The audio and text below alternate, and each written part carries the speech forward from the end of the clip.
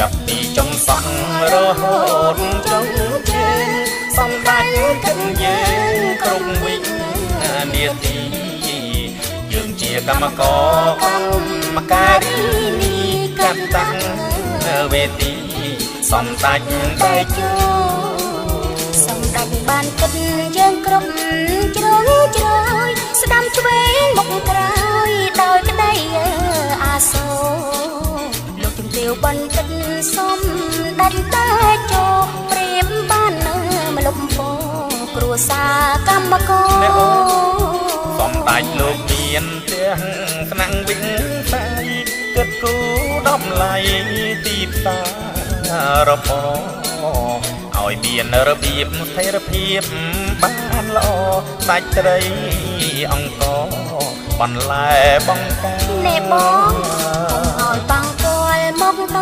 ល់ជីវភាពកម្មករនឹងជ្រាបមកដល់គ្រួសារកម្មករនយោជិតទូទាំងរដ្ឋាហូបចុកត្រូវការជាប្រចាំថ្ងៃអ្នកលក់អ្នកដូរតំណងធ្វើជ្រាបលក់តាមរបៀបស្ថិរភាពតម្លៃទំនិញទីផ្សារត្រូវការរាល់ថ្ងៃសម្រាប់អាស្រ័យហើយធ្វើការ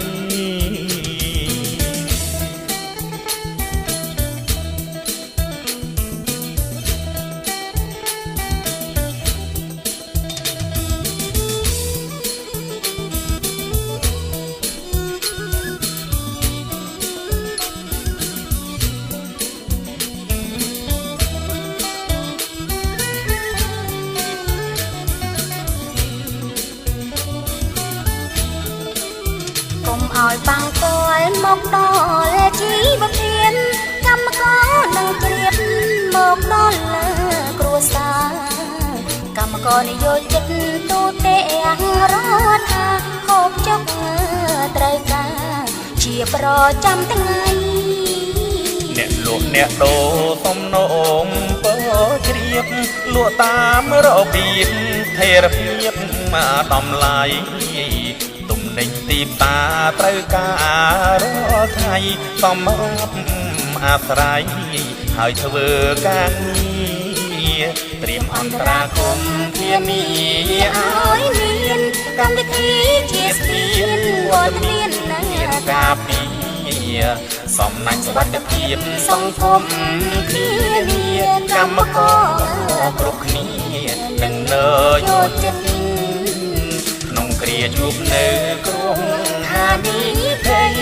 យ៉ាងថាហេតុក្តីក៏បីត្រូវគិតក្រោមការដឹកនាំកាន់តែបណ្ឌិតសម្ដេចពិពិត